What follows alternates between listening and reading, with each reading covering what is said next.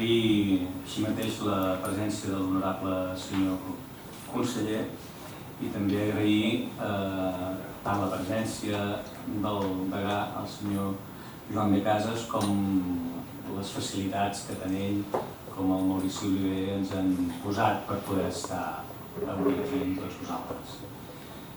Jo soc dels que els agrada donar les gràcies molt i per tant en donaré unes quantes més. Vull agrair també a totes les persones que heu participat en el micromecenatge de Berkami. Sense el vostre suport aquest llibre no hauria estat, segurament no hauria estat possible, o hauria estat possible amb un esforç que hauria estat difícil d'assumir per part d'una editorial com la nostra, que és petita, que és 9 quilos. Per tant, gràcies a tots els berkamistes que d'una manera o altra avui hi heu contribuït i els que heu comprat avui el llibre, i espero que tant uns com altres, els que el rebeu més tard o més d'hora, però en qualsevol cas que disfruteu amb la lectura d'aquest llibre. Només unes paraules a títol introductori. Quan el Joan ens va plantejar el fet de publicar Potencial d'Estat, a mi em va semblar que era una història que valia la pena. Ell tenia molt clar què és el que volia transmetre, i hi havia un seguit d'impressions seves, d'emocions, jo diria fins i tot seves, que ell volia fer arribar als lectors, i crec que això en el llibre ho aconsegueix bastament.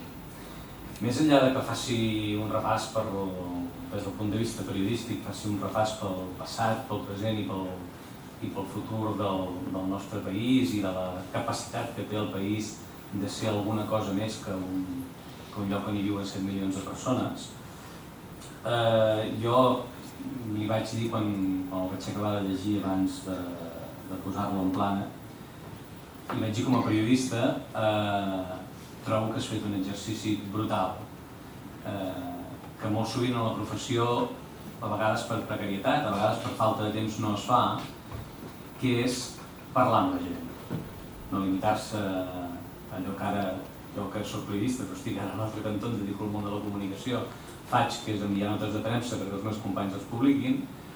Doncs ell ha fet el que a mi m'agradava fer quan jo estava a l'altre cantó de la taula i feia periodisme de carrer, que era anar a parlar amb la gent. I ell ha anat a parlar, i en aquest llibre hi surten 10, 12, 13, 14 empresaris que donen la seva visió del que és Catalunya, del que ha de ser Catalunya, que parlen sense por de la independència i que, per tant, només pel fet de ser en aquest llibre ja fan callar moltes boques d'aquesta gent que diu que els empresaris, per fi de comptes, en Joan ho és i jo ho soc, no tenim por de la independència, al contrari, dir que estem esperant i que estem desitjant que arribi perquè pensem que serà millor pel nostre poble. Per tant, jo li vull agrair l'exercici periodístic que he fet perquè és una lliçó per a tota la professió. Per ell no és la part més important del llibre, crec que no és la part més important del llibre, però per a mi sí que ho és, té molt de valor la reflexió aquesta que us deia. I finalment una cosa més que és una petita anècdota que em va passar aquest estiu i que em va recordar molt. Estàvem en plena campanya de Berkami, per tant jo tenia el llibre ficat al cap, però un cap de setmana vam sortir amb la família i vaig pensar que realment aquest llibre, aquest país té molt de potencial.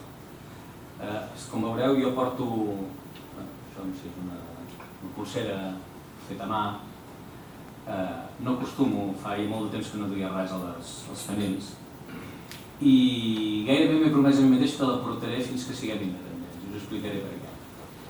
Estàvem en un poble que es diu Capmany, 15 quilòmetres de Berga, allà perduts enmig de la muntanya, per una carretera de moltes corbes. Baixant, ens trobem de cop i volta el pas barrat per una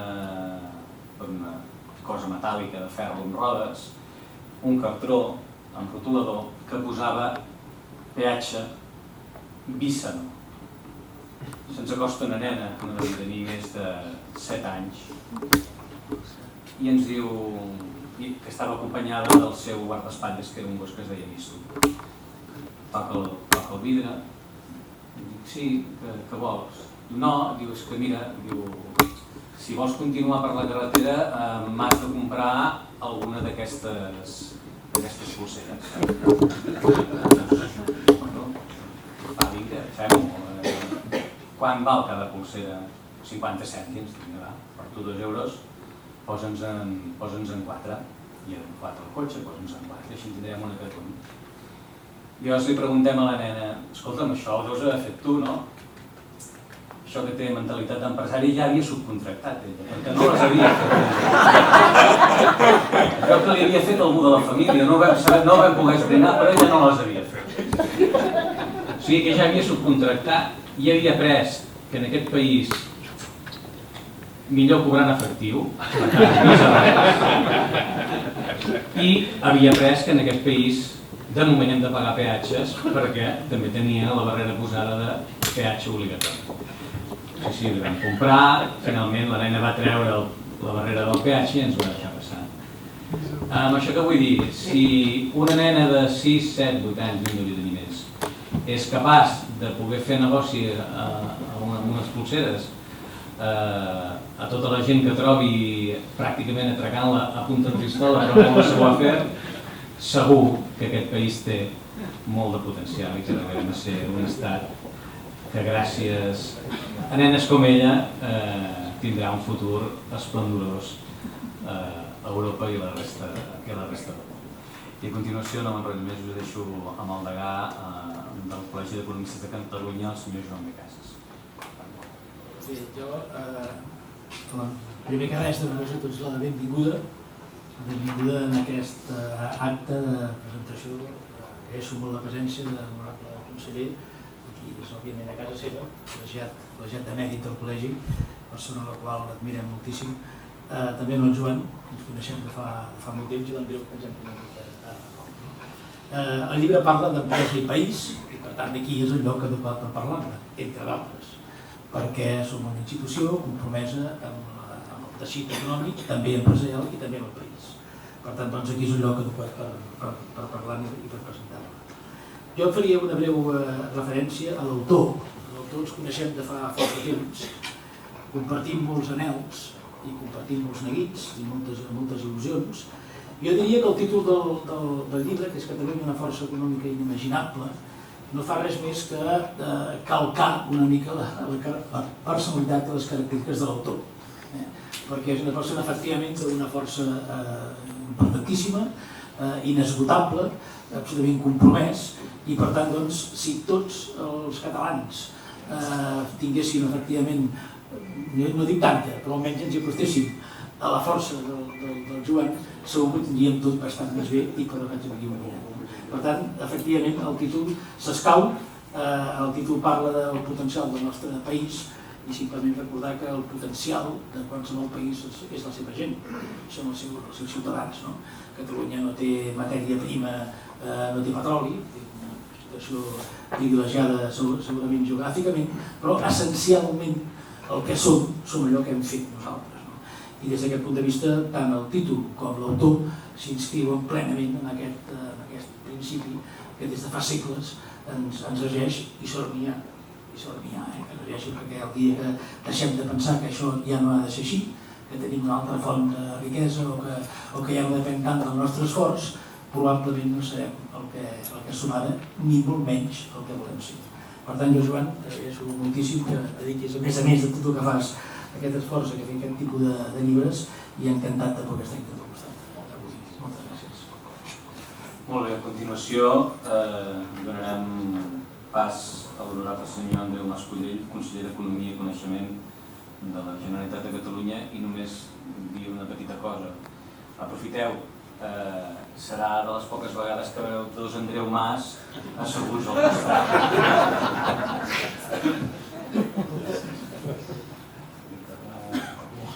Moltes gràcies, Andreu Mas.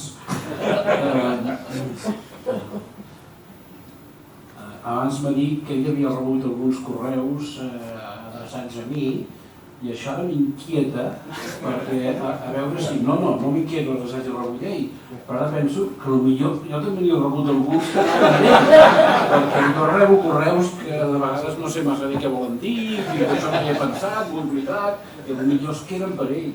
Se'n rebutaré alguna.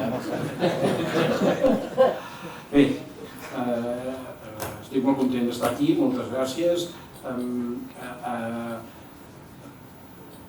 En Joan realment no ens coneixem, ens hem vist una vegada però no ens coneixem. Això vol dir que, a diferència del degà, a mi em toca parlar del llibre. No puc sortir-me parlant de la persona. El llibre m'ho he llegit, del principi fins al final. Això és la disciplina quan un presenta un llibre. I, efectivament, en el llibre es nota la personalitat que acaba de descriure el degà. És un llibre entusiasta, hiperoptimista, que et deixa ple d'energia i disposat de tot. També t'enganxa, hi ha moltes coses, hi ha un moment determinat, hi ha una llista de 100 empreses i he de dir que algunes les coneixia, evidentment, però no totes, i això que jo també soc un lector del Francesc Roca, o sigui que de coses que això especialitzades i que no coneix tothom, també les he seguides, però he après coses. O sigui que moltes gràcies. Si tingués que fer una consideració general, diria despullat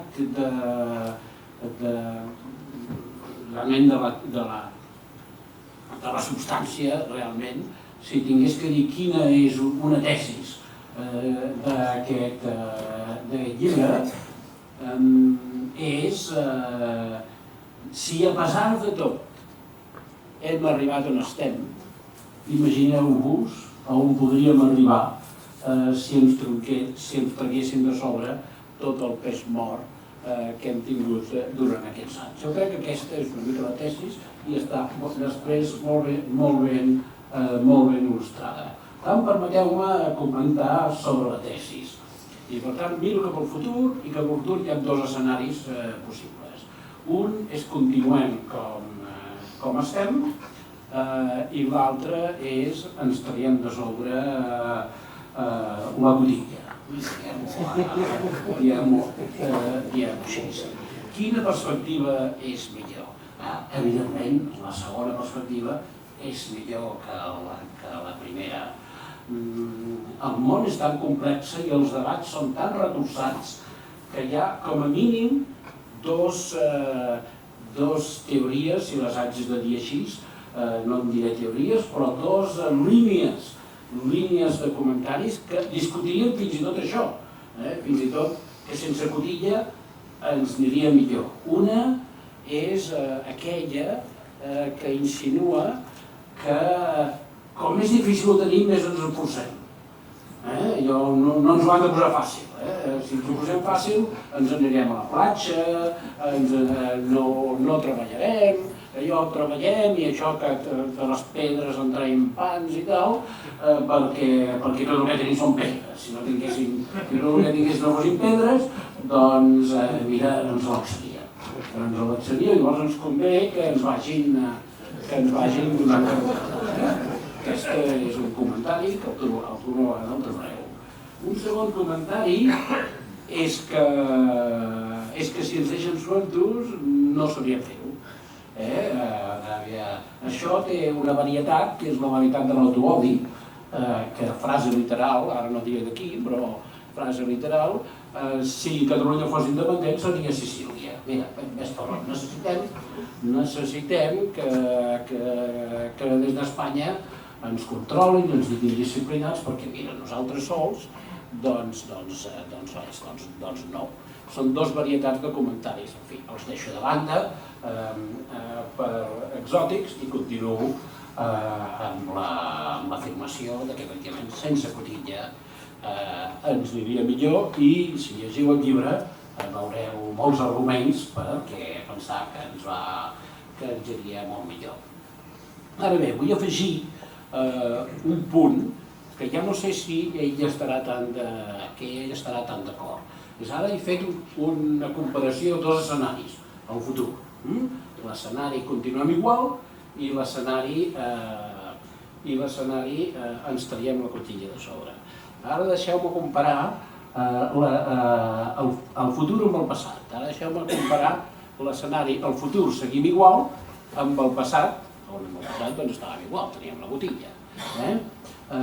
Jo crec que l'optimisme i l'entusiasme d'en Joan li portarien a argumentar que, escolta, fins i tot amb la cotilla ens en aniríem sortint, no com estaríem sense cotilla, però ens en sortiríem, perquè ens hem sortit fins ara, ens en sortiríem. I mira, aquí ja no n'estic tan segur, és cert. Fins ara ens n'hem sortit. El segle XVIII és un exemple, no vam poder comerciar amb Amèrica legalment fins a 1760 i pico. Això és una cotilla, és un exemple de cotilla, però ens en vam sortir perquè abans es veu que la cotilla tampoc apretava tant, tenia forats, es podien fer algunes cosetes, suposo que es feien viatges d'estranquis o teníem agents, el que sigui es podia anar fent, encara que un podia pensar si haguéssim pogut comerciar amb Amèrica des del principi, doncs hagués anat millor, però així i tot. Però jo no n'estic tan segur, perquè realment l'estat espanyol també esdevé progressivament més potent, més desenvolupat, etc. I les seves actituds no han canviat. Les actituds continuen sent les mateixes i en canvi tenen cada vegada més força. I el cert és que, dit molt simplement, ens volen província. Som una anomalia.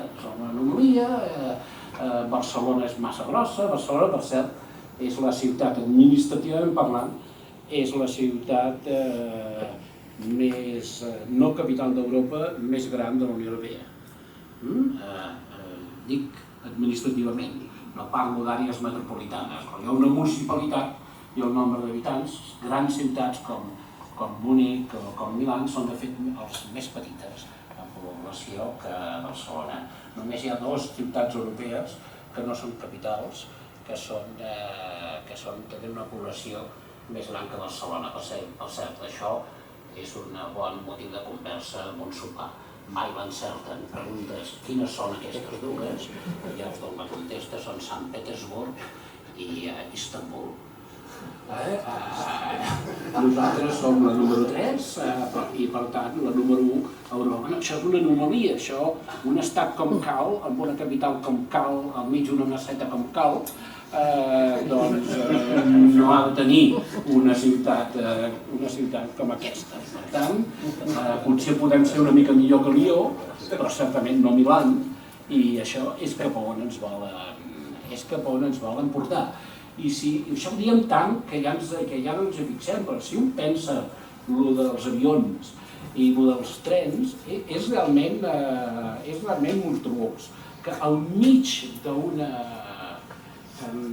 d'una crisi com la que hem tingut, continuï com si no passés res la programació radial de l'AVE, com si no passés res, agafant parts considerabilíssimes del pressupost per aconseguir aquest objectiu de que la capital de l'Estado estigui connectat amb totes les capitales de províncies. Llavors se li pregunta, escolti senyor, i no podíem afegir-hi València i Barcelona, que estiguessin connectats entre si? No, l'important és que la capital estigui connectada amb totes. Per cert, del tema de l'AVE, en el punt on hem arribat, la meva opinió és la següent. No estic d'acord amb el mapa final de l'AVE, és a dir, amb el fet que no es connecta Barcelona i València, posem per cas. I no estic d'acord amb la velocitat de la que s'està fent l'AVE. Però, arribats a aquest punt, no seria partidari de dir parem l'AVE per sempre, perquè això ens estaríem tirant un tret al peu, no? Estaríem dient, ara descobrim la racionalitat econòmica quan ja està fet, quan ja està, Madrid ja està connectat amb tot i nosaltres diem llavors no, l'anàlisi cost-benefici diu que no val la pena fer cap tros d'AVE i per tant no val la pena fer Barcelona-València, no, val la pena fer Barcelona-València. El mapa final l'hem de canviar i la velocitat, per descomptat, també. Això s'ha d'anar fent xino-xano. I es va fent un sol, des d'un sol estat o des de diversos. En fi, total, ens volen província. Ens volen província i som potents i per tant jo no posaria la mà al foc per més magnífics que siguem i per més que ens hàgim arreglat en el passat, que això pugui continuar sent així si no ens traiem la cotilla de sobre. O sigui que traiem la cotilla de sobre. Gràcies.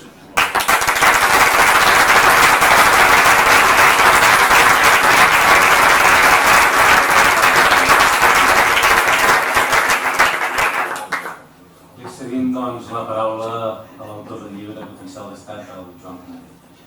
Bé, bona nit a tothom, moltes gràcies per ser aquí.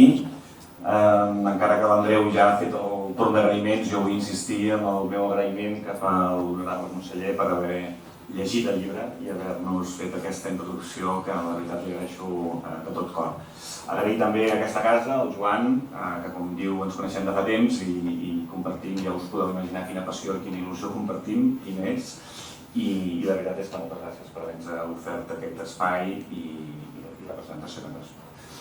Bé, aquí jo no m'esperava evidentment aquestes presentacions i m'omplen d'orgullo i satisfacció, com diu aquell, no? de parlar que soc una persona amb molta il·lusió, de satisfacció, molta il·lusió, molta empenta, molt d'optimisme, molt... Sí, és veritat, jo sóc així, he descobert que sóc així, però saben una cosa? No ho era així abans de treballar per la independència, els dic de veritat. Si algú, aquí hi ha molta gent, o diversa gent que em coneix d'abans de... Jo no era així. És a dir, a mi la il·lusió li dec al procés. El procés m'ha fet il·lusionar. I el que sí, jo defineixo de per què he fet aquest llibre, o des d'on he fet aquest llibre, l'he fet des de la sorpresa.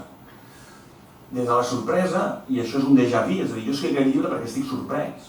I és un déjà vu amb l'any 2008, quan creem, amb el Ramon Carner, que també ho coneixes prou, el Cercle Català de Negocis. És a dir, estem sorpresos de que la societat en general, però els periodistes, els acadèmics, o la societat política, no vegi el que nosaltres veiem en el 2008, i és que aquest país s'ensorra, aquest país se'n va a l'aigua. És a dir, aquí hem de fer alguna cosa, els empresaris, si no fem alguna cosa, això se'n va. Necessitem un estat sigui com sigui. És a dir, tothom coneixia les balances fiscals, s'havien publicat, més amagades o menys, però existien. Tothom sabia els greuges amb les inversions, tothom sabia els greuges amb les beques, etc. Tothom ho sabia, això. Però ningú en parlava, ningú feia un relat d'això. I el CCN doncs, vam aparèixer perquè hem de fer aquest relat, perquè estem convençuts que si algun dia aconseguim que la gent ho sàpiga, la gent es tornarà independentista, perquè és que això no es pot aguantar. Ves per on? Segurament ha passat això, no només per nosaltres, hi ha hagut molta gent explicant aquest relat. Però aquest relat feia falta.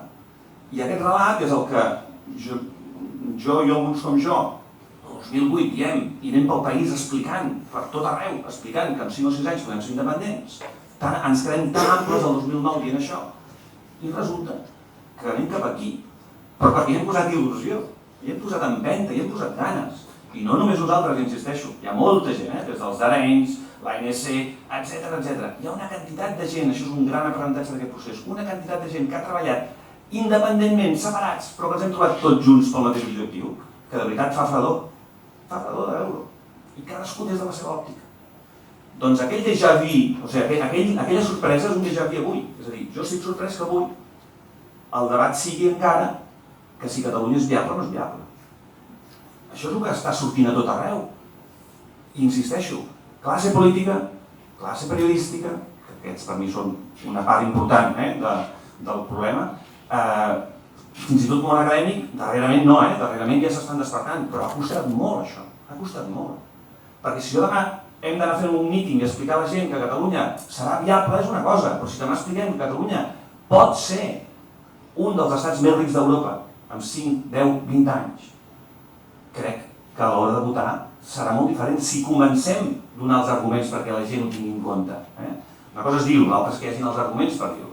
Jo el que intento en el llibre és explicar tots els arguments que em porten a estar convençut que Catalunya, i m'és igual el timing, si són 5, si són 10, són 20, ho té tot per ser, si no el primer, perquè Luxemburg està molt lluny, doncs el segon o el tercer, m'és igual, ha estat també generació de riquesa d'Europa i de més benestar d'Europa.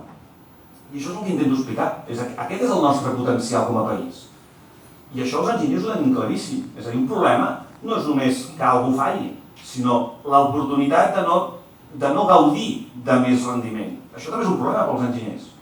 Per tant, aquí tenim una oportunitat brutal i no l'estem aprofitant, però és que no l'estem explicant que la tenim. Si expliquem a la societat civil, si els fem entendre el que pot ser aquest país, és que no quedarà ningú que voti que no. Ningú, perquè això no ho aguanta ningú.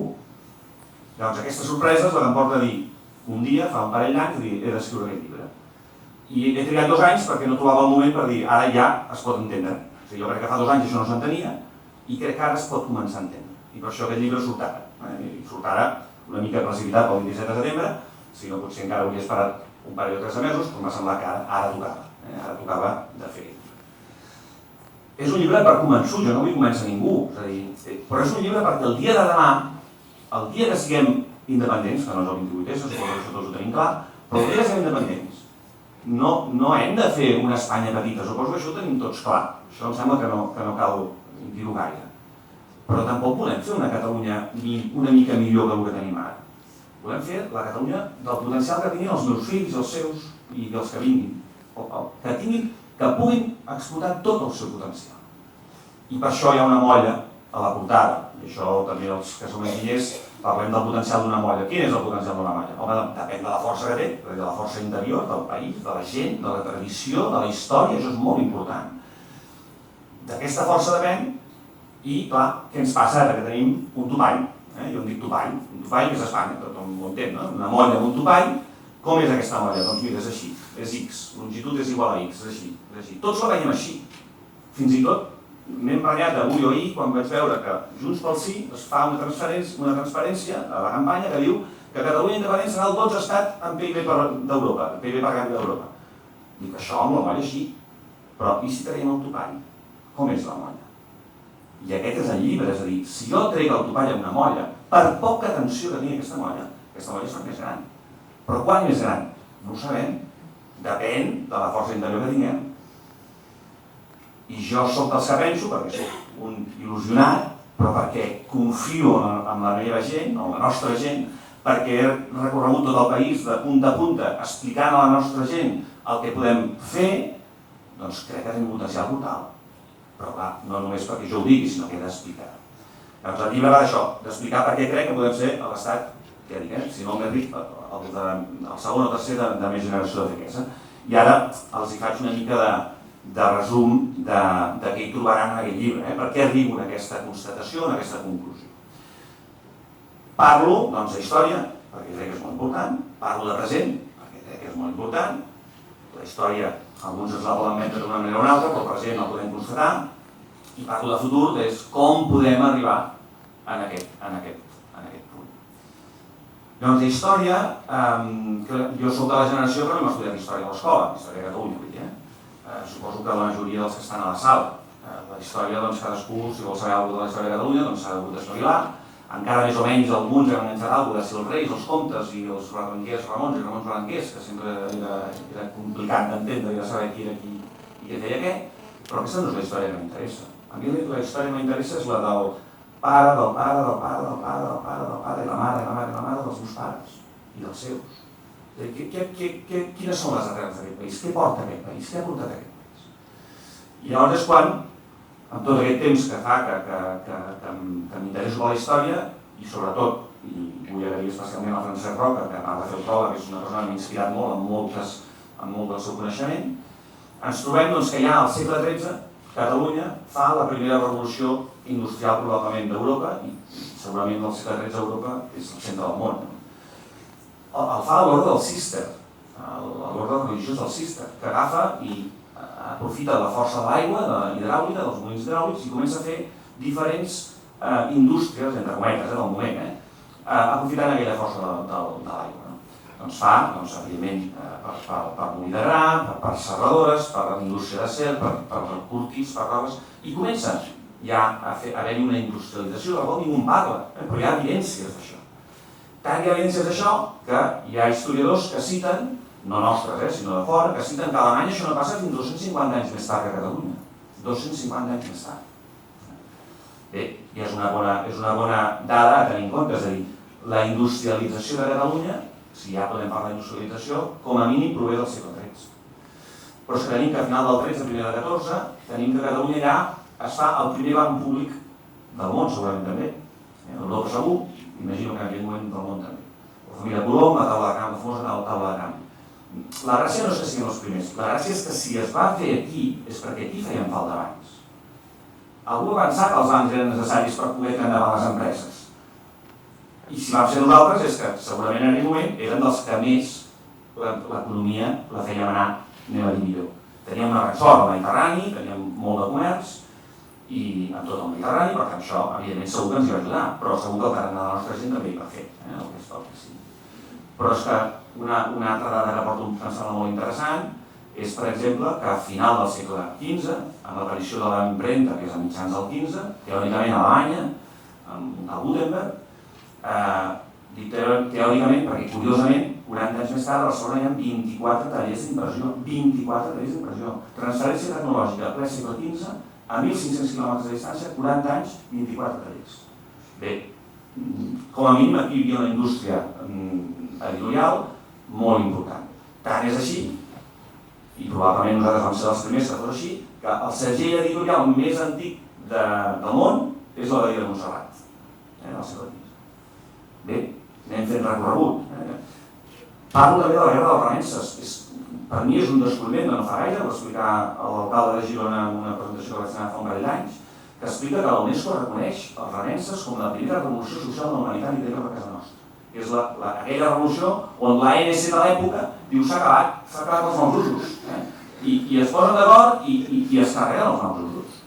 Perquè clar, allò no podia ser treballar pels senyors. Bé, i a partir d'allà què apareix? Apareix la masia com a nucli econòmic i familiar, però engloba les dues coses i jo m'atreveixo a dir que jo soc a l'inici de la petita i mitjana empresa de Catalunya.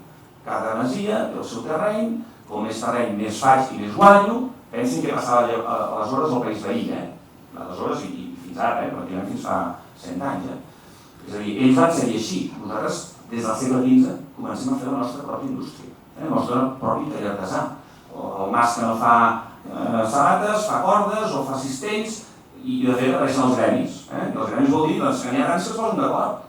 Segurament tenien interessos, no? I segurament els tenien per anar a vendre fora, perquè si no es posarien d'acord, si no fer algun mateix si no es posen d'acord. Si es posaven d'acord per anar a vendre fora, perquè, insisteixo, tenim el Mediterrani al costat, que ens va molt bé, i començar a fer vaixells amunt i avall. De fet, les drassanes catalanes no varen de créixer al segle XV, XVI, XVII, em sembla que és fins al XVIII, ja no recordo exactament fins quan. I aquests 2 o 3 segles que ens han volgut fer creure que els catalans no hem estat a Amèrica o no hem exportat a Amèrica, hi ha moltes cites que els catalans exportaven de tota Amèrica. Però la meva pregunta és, qui podia exportar a Amèrica? És a dir, si teòricament la conquesta d'Amèrica és castellana, dic teòricament perquè evidentment hi ha molts historiadors que ho posen en dubte, i jo evidentment crec que no ho era, perquè era catalana, però si teòricament era castellana i a Castella no hi havia indústria pràcticament de res, perquè era una societat agrària i de ramats, darrere, qui podia fer tota aquesta indústria per repoblar tot un continent? Compte que no, tot i que evidentment les poblacions eren molt diferents, però és igual, hi havia milers de soldats que anaven i havien de defensar-se amb armes. Qui feia les armes? Quan aquí teníem el millor cer d'Europa en aquell moment, les fargues del Pirineu. Qui feia el calçat? Qui feia les cordes, els estris de cuina? No ho sé, però aquí exportem de tot al segle XVI i XVII a Amèrica, quan ens han dit que no hem exportat mai. Això sí, passant sempre per Cadis o per Sevilla a pagar impostos. Per tant, probablement, la meva interpretació és, no, clar, quan el Felip V ens annexiona, diu no cal que passeu allà a pagar, ja els pagueu aquí. Sortiu d'aquí i els pagueu aquí. Això és diferent. Això potser sí. I això pot ser una relectura de la història de dir no, ja no cal que pagueu allà, aneu directes, no cal que aneu a pagar allà. Però el que sí és una evidència és que exportem vidre, exportem armes, exportem calçat, exportem estris de cuina, segle XVI, XVII i evidentment més enllà. 1714, què passa al 1714? Doncs home, se'ns acaba d'alguna manera la llibertat per fer la nostra feina. O sigui, per seguir fent allò que sabien fer. Però molt important, i això ho explica el Xavier Hernández en el pròleg d'un llibre, això Vilana Perles, explica que la guerra de successió, que tothom té clar que no era una guerra de catalans contra castellans, era una guerra de dos blocs econòmics, i diu, en un bloc hi havia els centralistes, és a dir, Espanya i França bàsicament, jacobins, concepció jacobina del món, i en un altre bloc diu, els industrialistes. Industrialistes què vol dir? Els que es guanyaven la vida amb la indústria, amb el comerç. I qui hi havia allà? Doncs Anglaterra, Àustria, l'imperi austríac, que ara seria Àustria-Alemanya, i Catalunya.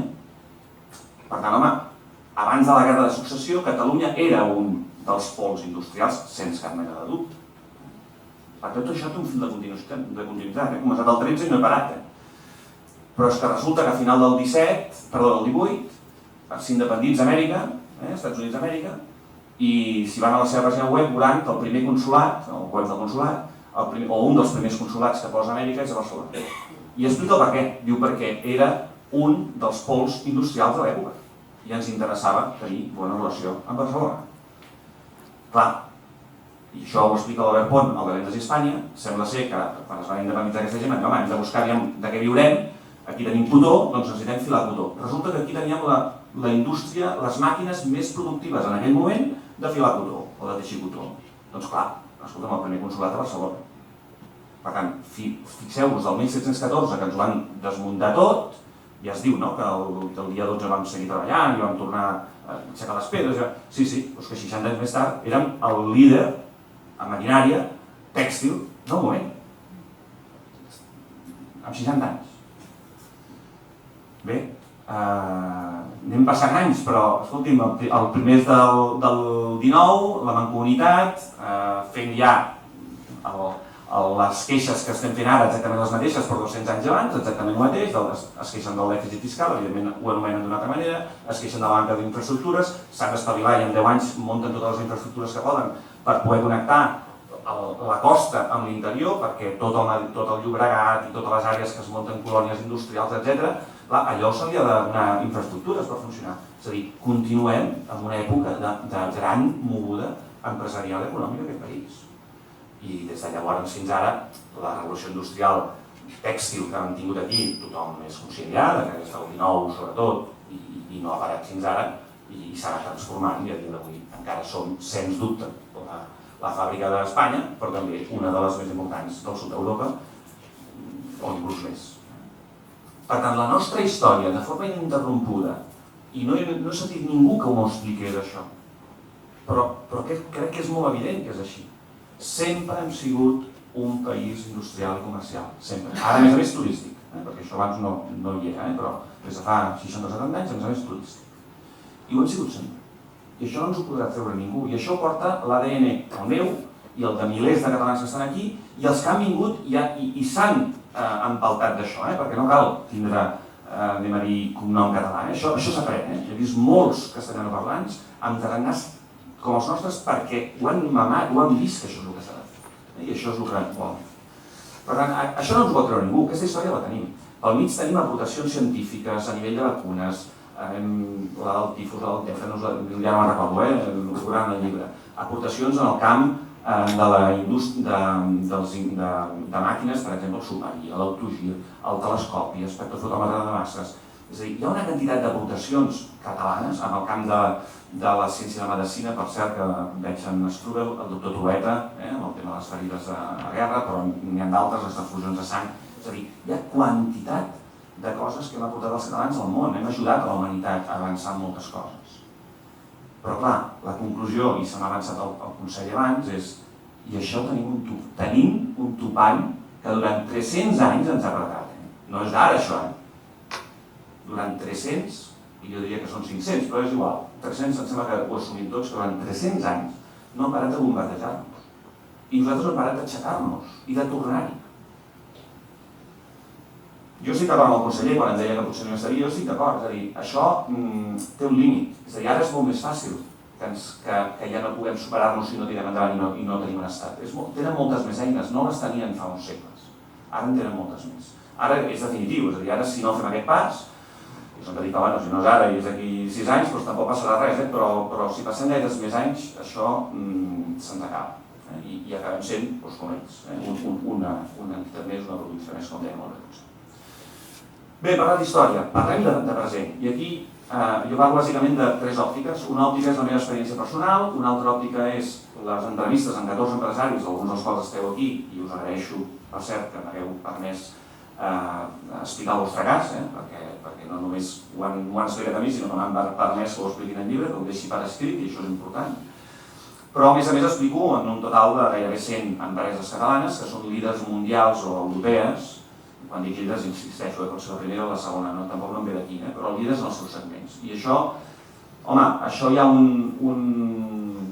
personatge que ha escrit un llibre que es diu Hidden Champions, amb Simons, que explica que el món fa una categoria d'empreses líders mundials i aproximadament es parla que n'hi ha 2.000, i els menciona. La catalana em sembla que vaig veure de Xupa-Xups i no me'n recordo si hi havia una més, poques més. Ell parla d'aquestes, són empreses ben grans i tal. Doncs jo em vaig proposar, de petició per cert del Francesc Roca, que em va dir, ostres, per què no parles de les empreses d'ara? Perquè clar, tenim Grifos, tenim Flamagàs, que fabrica molts encenedors, tenim una empresa que fa molts texans o que tracta molts texans, perquè molts texans i tal. Home, sí, però ja en trobarem tantes. Bé, doncs us puc assegurar que en un mes, pràcticament, amb una crida a Twitter i amb 4 trucades, he aconseguit gairebé un centenar d'empreses que són líders, o les primeres del món a Europa, en el seu segment, empreses catalanes. I d'aquestes n'he anat a visitar 14, perquè tampoc tenia molt més temps, perquè volia tancar abans de l'estiu. I aquestes 14 empreses em transmeten molta informació i l'explico en el llibre de forma molt resumida, el detall de cada una, però després de forma resumida. Hi ha trets comuns a les empreses catalanes. Per exemple, l'aposta per la internacionalització. El mercat és el món. Les empreses que funcionen bé és perquè han vist que el mercat és el món. El mercat no és Espanya. Espanya és molt important, però no, el mercat és el món. Un altre terreny molt important, la creativitat i la innovació. Però això, i crec que això és un tret distintiu català, crec, pel que jo m'he mogut, la innovació és a tots els nivells de l'empresa, no és només un departament d'innovació. És des del gerent, que té moltes inquietuds, a, si permeten, la recepcionista. És a dir, molta gent de l'empresa és innovadora i creativa a casa nostra. Un altre tarannà que he trobat és la flexibilitat, ser flexibles a les necessitats dels clients, l'atenció al client. 2 o 3 dels 14 que he entrevistat m'han dit, escolta'm, aquí quan veu una queixa d'un client o una demanda d'un client, jo personalment contesto, soc el CEO, soc el màxim, perquè vull saber què passa, vull saber què et diuen els clients. Això és molt important, això jo no crec que passi aquestes més llocs del món. La no tenir por, és a dir, la por ens l'han tret, ens l'han tret a base de bombes. De què hem de tenir por? Sempre que en sortim, això és un avantatge, és a dir, que ens foguin, el que deia el conseller, que ens hagin fustigat tant, és un avantatge perquè ens fa reaccionar contínuament. Potser sí que el dia que no tinguem aquest topall ens relaxarem, crec que no, però potser una miqueta sí, potser ens convindrà també. Però no tenim por a jugar-nos-ho tot. Hi ha empresaris que s'ho han jugat tot. I sobretot, i això ho he pres en el llibre, la majoria d'empresaris d'aquest país viuen l'empresa amb passió. Allò és el seu món. No és la seva font de riquesa, que també ho és, no ho dubto, però és el seu món. Ho viuen amb passió. I crec que això no passa tot arreu. Insisteixo per dir una falca d'algú que m'han dit diversos, és a dir, no pot ser que TV3, per exemple, tracti el món empresarial com si fossin els bolets de totes les pel·lícules. I això m'ho han dit més d'un. L'empresari d'aquest país es lleva a les 6 del matí i està bancant fins a les 10 del vespre. I pràcticament no veu els fills i la dona perquè no té temps. I això s'ha d'agrair i genera riquesa i ocupació. Bé, per tant, aquests casos d'empreses, però després, en aquest centenar que explico, doncs tenim empreses tan emblemàtiques com Freixenet, que tots sabem el que és, però escolta'm, aquest paio ha aconseguit que sigui el líder mundial en exportació o venda d'escumosos al món. Doncs escolta'm, també té un mèrit. O el seu competidor Codorniu, que resulta que és l'empresa més antiga del món, 1551. Sembla ser que és l'empresa registrada més antiga del món, també és una empresa catalana, doncs està bé. O, per exemple, Tecnoalma, una empresa que fabrica portes d'ascensors, la líder mundial, una de passarel·les d'avions i creuers, la primera o segona del món. Tenim, la veritat, en molts sectors tenim molt bones empreses, però sobretot, i això crec que és molt important, les empreses del present i del futur. A la nova tecnologia, el que en diem les startups, Tenim moltes empreses, aquí en tenim alguna avui. Tenim Fractus. Fractus és l'empresa que ha dissenyat les antenes que tenen el 100% dels mòbils del món. La tenim aquí a Sant Cugat, 2 enginyers de telecomunicacions, formats a les nostres universitats, que fa 10-15 anys van fer una antena, que és la que, o una tecnologia, que és la que avui funciona al 100% de mòbils del món i que paga totes les empreses de telefonia, paguen royalties, 20 milions d'euros l'any, una empresa que té 15 treballadors. Bé, el PIB per càpita, si féssim la mitja amb això, oi que podríem mirar? Doncs bé, ja és una idea això, ja és una idea. O una altra empresa com Keon Technologies, que s'ha inventat un nou concepte, que és emprovar-te una peça de roba sense despullar-te. Tu te'n vas amb qualsevol botiga d'aquestes de cadenes de roba i agafes una peça, la passes per allà al costat del mirall i al mirall et posa la roba, et posa la peça. I diu, mira, era així. I diu, hòstia, aquest color no m'agrada, quins colors tens? Pam, i et canvia la roba. I què et combina això? Ja m'agrada, pam, i et diu què et combina això. Bé, doncs aquesta empresa té una showroom a l'Empire State Building. Bé, i això és una empresa que fa barranys sense nit. Està al món, fa barranys se la van crear.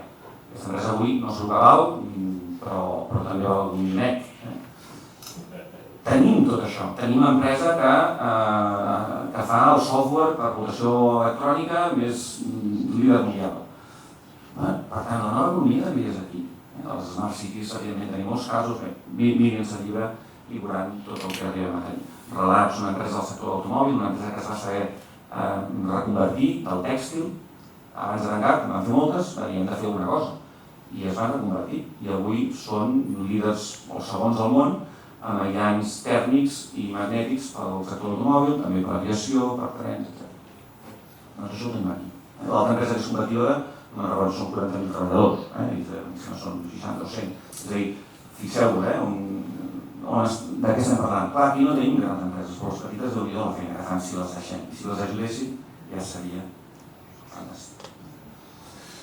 Bé, l'experiència personal, no sé com anem de temps, però l'experiència personal, que també crec que és important, i la poso en el llibre. Jo soc d'una família molt humil, molt normal, no m'he hagut de pagar la carrera, no vinc de cap món estrany, i jo quan vaig acabar la carrera vaig pensar que vivia en un país, que m'havia tocat la loteria en negatiu, i que vivia en un país molt pobre i molt poc competitiu, perquè ho sentia totes les notícies. La Vanguardia no parava de dir, no som competitius, no som competitius. Jo em vaig a l'empresa privada, 12 anys en una multinacional, i el primer any, el primer viatge que vaig a Anglaterra, dic, ostres, que me'n vaig a un país competitiu, aprendré la bufa. Escolti'm, de les 3 plantes que vaig visitar, no vaig veure cap. És més, 10-20 anys de diferència enrere nostra. Fàbrica de cables elèctrics. Vaig dir, deu ser que aquests estan en un moment del tèxtil, que es deu enfonsar. Al cap d'un temps, vaig a Portugal, vaig a dir, tampoc no trobaré res, però vaig a França, de migrant, de calent. Me'n vaig a Alemanya, me'n vaig a Estats Units. Home, si Estats Units deu ser, ja veuràs tu. Tampoc. Empreses de cables elèctrics, és a dir, que jo coneixia la tecnologia, coneixia la forma d'empreses similars a la meva. Tampoc. L'únic que vaig aprendre allà sí, temes de gestió, més avançats que nosaltres. Però el tema de know-how, l'encarregat que tu aquí tens amb la llibreteta, que s'ho sap tot de memòria, que ha tingut 200 problemes o 20.000 problemes al llarg dels seus 40 anys de professió i que és igual el que passi, que té la solució. Això no existeix a tot el món. No hi és. Per tant, l'experiència personal també és important. Vaig acabar aquest sector, 12 anys, me'n vaig de gerent en una empresa de packaging, me'n vaig a la fira de luxe del sector, poso la meva humil empresa que representava i em trobo que en aquella fira de Mònaco hi ha 7 o 8 catalans, 4 o 5 italians, 2 o 3 francesos, 2 anglesos, un espanyol. I allò és la fira de packaging de luxe del món, la més important. Clar, què passa? Que pràcticament tot el packaging de les principals marques de París el fem els catalans. Bé, doncs, també és a dir, segur que això no és representatiu del que està passant, però és una nota més. Per això m'il·lusiona. Per això ho visc amb il·lusió, perquè viatjo i dic, ostres, però sí que estem bé. I com pot ser que la Vanguardia diu que és al revés, que no som competitius? No serà que els amos no són competitius i nosaltres ens estan llastrant per tot arreu? Doncs clar, això és el que passa. Que nosaltres generem impostos i el 43% dels impostos que generem i això ho va dir el senyor Mascolell, per ser el conseller Mascolell fa 3 o 4 anys, el 43% dels impostos que paguem se'n van i no tornen. Per tant, ja en generem de PIB ja, però no es queda aquí. I per tant no el podem reinvertir. Imaginin-se reinvertint el 43% més que pràcticament és gairebé doble el pressupost, vull dir que no... Clar, això és el que ens passa. Per tant, l'òptica personal, insisteixo, crec que també és important. I dintre del present, també parlo d'un estudi que vam fer al Cercle de Negocis fa el 2012, ens vam recordar, on comparàvem Catalunya amb la resta dels estats petits rics d'Europa, els 8, Àustria, Dinamarca, Finlàndia, Bèlgica, Suïssa, Holanda, alguna cosa. I resulta que en aquest estudi, comparant dades macroeconòmiques, amb totes les dades que comparàvem, estem dintre d'aquest bloc, és a dir, estem en aquesta lliga. Estem a la lliga d'aquests països, si mirem les dades macroeconòmiques, per càpita, deute privat, deute públic, apertura de l'economia, exportacions, menys l'atur, que són l'últim. Però això és una conseqüència. Això no és el que generem, sinó que és una conseqüència del drenatge que tenim. Però bé, home, estar en el club dels primers d'Europa, on jo crec que a tothom ens agradaria viure en un país com aquest, no? Amb el topall de la molla a tope, perquè jo crec que com ara, pràcticament mai, no? Doncs, home, no està malament, imagina't quan traiem el topall. Bé, llavors ja parlem de futur, ja per tancar, parlem de futur. I llavors quan parlem de futur, doncs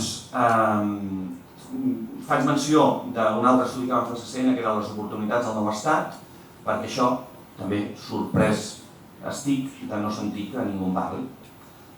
Clar, torna a ser el mateix, és a dir, què ens pensem? Que després de la independència això serà la mateixa Catalunya tot igual? Home, no, canviaran coses, Per exemple, l'atur. Perquè clar, si els 16.000 milions d'euros que se'n van i no tornen, en destinem 3 o 4.000 segons diuen per les estructures d'estat i en queden 11 o 12 els que siguin, això es pot reinvertir l'economia catalana, no? Suposo que els reinvertirem, no? En què els reinvertirem? Home, el corredor del Mediterrani, les rodalies, les autovies aquestes que ja se'ns mor a la gent del fatal que estan, però també suposo que posarem més funcionaris, algun deu faltar, no? És a dir, som la regió d'Europa amb menys funcionaris, o una de les amb menys funcionaris, però també ajudarem a la petita i mitjana empresa, també invertirem en la recerca i desenvolupament. Ostres, i tot això, quina conseqüència pot tenir? Doncs home, jo sempre dic, és un número molt fred i molt bèstia, però 16.000 milions d'euros són 530.000 llocs de treball de 30.000 euros anuals. Vull dir que, evidentment, no serem per la via directa.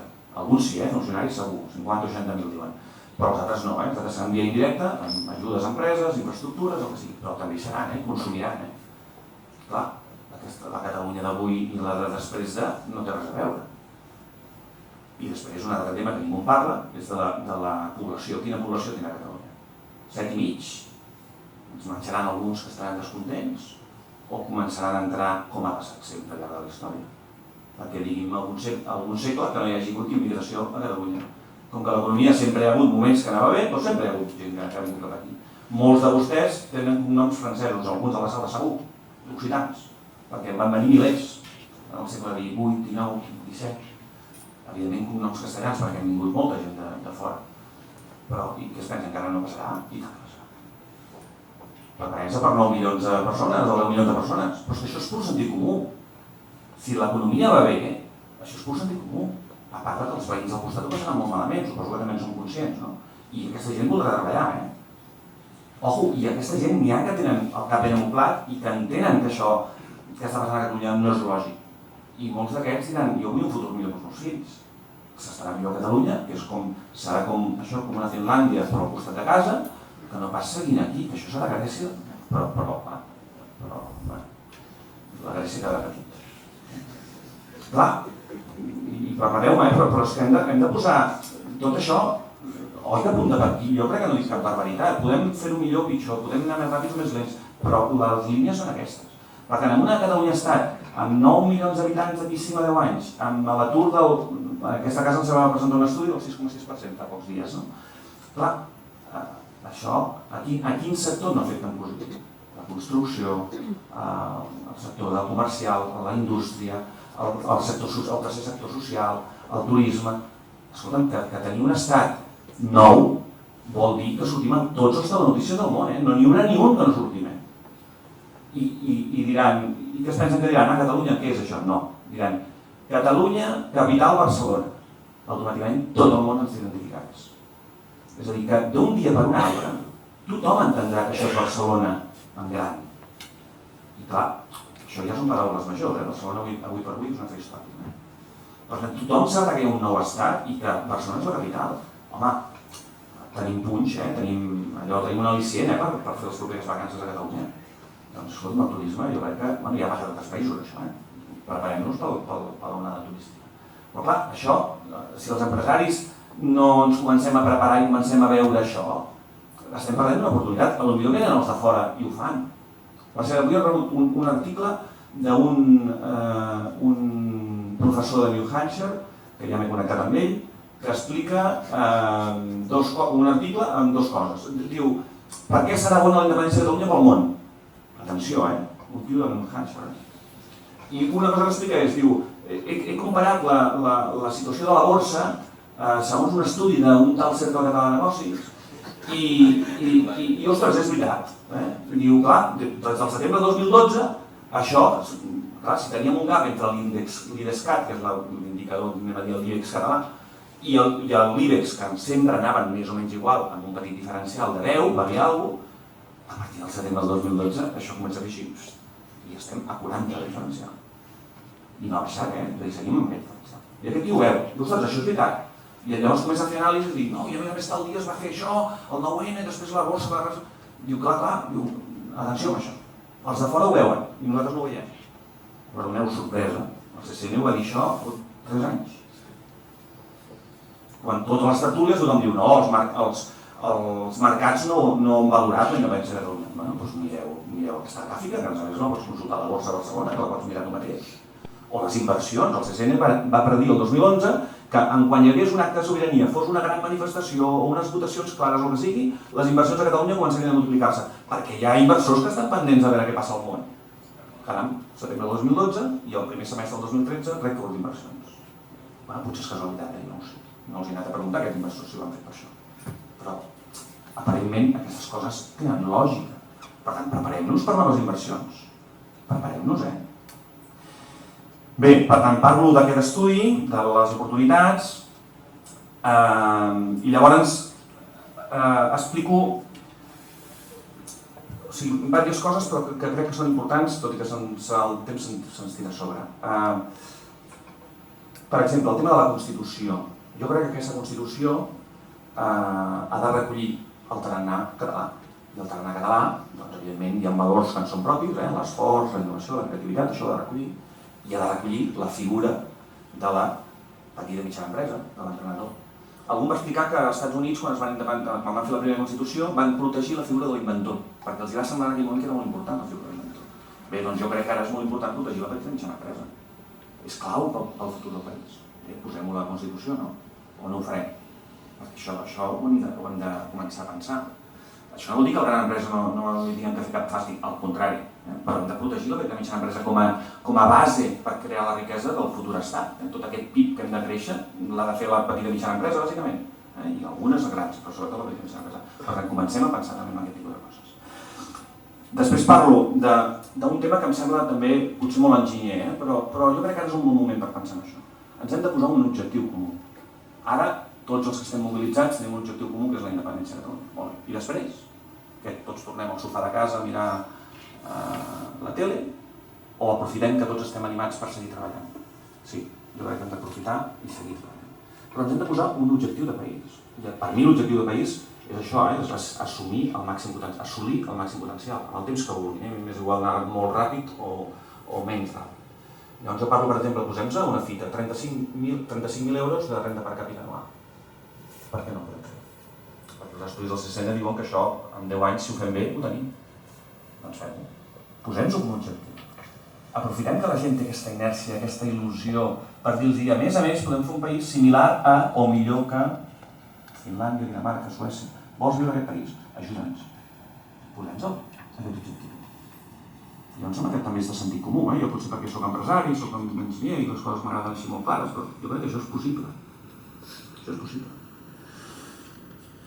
Bé, i finalment, dintre de la part de futur, explico quines són les estratègies que jo crec que ens portaran, i no cal fer gaire cosa, jo crec que la generació que portem ara ja ens hi porta, ens portaran això, a ser un dels països més rics d'Europa o la més generació de riquesa. I són les 5 estratègies que el CCN en el seu moment també van fer un pla estratègic el 2011-2010.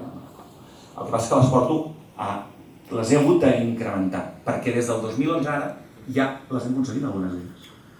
És a dir, el 2011 deien que una de les estratègies, que per ser en Ramírez el que m'ho va fer veure, és que siguem un niu de startups tecnològiques. 2011, avui ho som. Evidentment que podem ser molt més, però avui ho som. Avui ens hem de plantejar l'objectiu ser la Califòrnia d'Europa. On és la Califòrnia d'Europa? Hi ha algú que faci ombra? Doncs fem-ho nosaltres. Ho tenim tot per fer-ho. Doncs fem-ho, però posem-ho. Per tant, aquesta és una de les estratègies que estic segur que ella sola funcionarà. No cal regular molt aquí, però si ens ho posem com a objectiu seria perfecte. Un altre tema molt important, siguem la capital de les multinacionals a Europa. Perquè també ho podem ser. És que no hi ha cap país d'Europa que tingui tot el que tenim nosaltres. La millor cuina, el millor clima, la situació, som cosmopolites, cultura...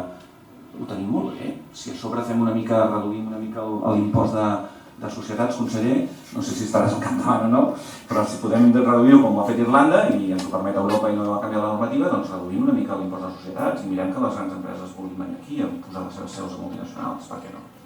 Doncs això també ho podem fer.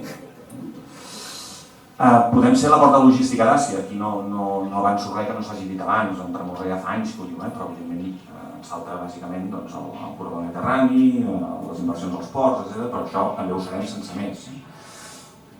Un altre que crec que és important és siguem la fàbrica de béns de valor afegit d'Europa. És a dir, la fàbrica de les coses de poc valor afegit serà Àsia i ho seguirà sent, no ens ha de preocupar això. Però siguem nosaltres la fàbrica dels béns de valor afegit, que necessiten innovació, que necessiten flexibilitat, que necessiten petites sèries. Això ho podem ser, ja ho estem sent en molts sectors, però ajudem a ser-ho, ajudem a poder-ho ser. Per tant, agafem les nostres empreses i diem-los que si no facturen el 50% d'exportació és que són, entre cometes, uns fleumes, perquè avui en dia has de facturar com a mínim el 50% de l'estranger. Doncs bueno, ajudem-los, en positiu, ajudem-los a fer això. I finalment, per què no podem ser la primera destinació turística d'Europa? Segons què, creuers ja ho som, però en ciutats encara ens queda. París i Londres potser ens passen per davant, però ells jo diria que van una mica cap avall i nosaltres anem molt cap amunt. Per tant, si ens ho posem com a objectiu, tant i la Colau ens deixa, jo crec que ho podem fer. Per tant, fixeu-vos, 5 estratègies, que cadascuna d'elles, un país normal com Finlàndia en tindria prou probablement. I nosaltres tenim la possibilitat de fer les 5. Jo, de veritat, no coneixo cap país d'Europa, no he viatjat moltíssim, crec que he viatjat bastant, però crec que no hi ha cap país d'Europa que tingui aquest potencial. Per tant, si ens ho posem com a objectiu, i ho fem amb ganes, no cal que ens forcem, no cal que aquí deixem la vida per fer això, simplement perquè ho podem fer, simplement posant-nos-ho per poder-ho assumir. Bé, i finalment, torno al que els he dit abans. Aquest llibre va de generar riquesa, és a dir, jo crec que Catalunya ho té tot per ser un dels països que generen més riquesa d'Europa, però crec que no hem d'oblidar de cap de les maneres que aquesta riquesa ha d'arribar a la gent, és a dir, el benestar social de la gent s'ha de poder medir, també amb això ho sento, soc pensioner, però s'ha de poder medir. Hem d'aconseguir que això arribi a totes les capes de la societat civil catalana. I m'atreveixo, amb boca petita, a l'última pàgina del llibre, d'incloure un tercer aspecte, i és la felicitat. Tenim l'oportunitat de fer un nou país, una nova Constitució, que no sé si ho han pensat, però serà la més avançada del món quan la fem, perquè serà l'última, no per res més, serà l'última. Per tant, ja que podem fer la Constitució més avançada del món, fem-la tal com ens la mereixem els ciutadans, i aquí ja no dic catalans, els ciutadans del món ens mereixen ser feliços. Posem la felicitat com una base de la nostra Constitució i veurem com tard o d'hora els altres països del món també s'hi animen. Estem cridats a fer-ho. Moltes gràcies.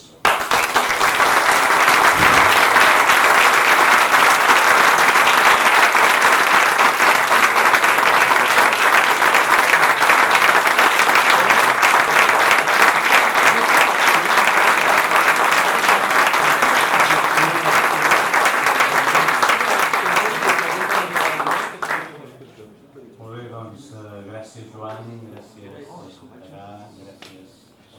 conseller. Gràcies a tots vosaltres per haver vingut. Teniu el to a la vostra disposició per si voleu que us signi algun exemplar. I si voleu aprofundir en el tema, podeu quedar-hi qualsevol dia, segur. Moltes gràcies per venir.